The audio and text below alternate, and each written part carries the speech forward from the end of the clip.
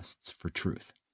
Among them were medical doctors, parapsychologists, metaphysicians, quantum physicists, near-death survivors, theologians, psychiatrists, psychologists, and all manner of researchers into the true nature of reality.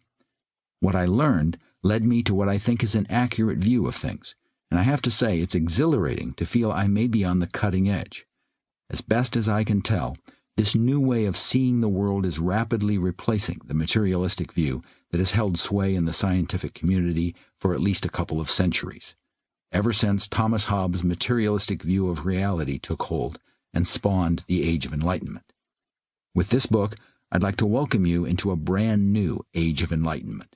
Read on and join me on the cutting edge of knowledge about the true nature of existence. Stephen Hawley Martin. Scientific materialists say, "Give us one free miracle and we'll explain the rest." And the one free miracle is the appearance of all the matter and energy of the universe and all the laws that govern it, from nothing, in a single instant. British biochemist Rupert Sheldrake. Chapter 1. Consciousness and the Brain. What if you knew you would exist forever? Would it change your outlook? Would you do anything differently? Would it make you happy, sad, uneasy? Would it cause you to want to work on yourself to become someone you would not mind being with forever? I think it's true. You are eternal. Why do I think so? In my book, Amazing Truth, I present the findings of quantum physics experiments that any fair-minded person would have to agree is powerful evidence consciousness is the ground of being of reality. Your consciousness and that ground of being consciousness are one and the same. All of us and everything else arose from it. Our consciousness does not result from electrons jumping across synapses in the brain. The brain is merely a receiver that connects our consciousness to our bodies. As a result, we are eternal. To convince you of this, I'm going to summarize a lecture recorded on video given in India in 2011 by Bruce Grayson, MD, the Chester Carlson Professor of Psychiatry and Director of the Division of Perceptual Studies at the University of Virginia. His job is to study consciousness, and what he has to say about it may open your eyes to the truth.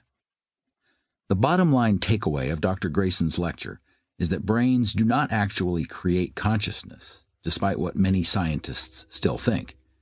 He does say, however, that this mistaken belief is understandable, since evidence does exist that the brain produces consciousness. Consider what happens when a person drinks too much or gets knocked on the head. Also, it's possible to measure electrical activity in the brain during certain kinds of mental tasks and to identify correlations between different areas of the brain and the different activities. We can stimulate different parts of the brain and record what experiences result, and we can remove parts of the brain and observe the results on behavior. This suggests that the brain is involved with thinking, perception, and memory, but according to Dr. Grayson, it does not necessarily suggest the brain causes those thoughts, perceptions, and memories. What the measurements actually show are correlations rather than causation. The truth is that thoughts, perceptions, and memories actually occur somewhere else and then are received and processed by the brain in a way similar to how a television, cell phone, or radio receiver works. Western science, Dr. Grayson pointed out, is largely reductionist. It breaks everything down to its component parts, which are much easier to study than the whole, but the component parts do not always act like the whole. The brain is composed of millions of nerve cells or neurons, but a single neuron cannot formulate a thought, cannot feel angry or cold. It appears that brains can think and feel, but brain cells cannot. No one knows how many neurons are needed in order for them to collectively formulate a thought, nor do we know how a collection of neurons can think when a single neuron cannot. Scientists get around this by saying consciousness is an emergent property of brains, a property that emerges when a large enough mass of brain cells gets together. According to Dr. Grayson, however, saying something is an emergent property is a way of saying it is a mystery that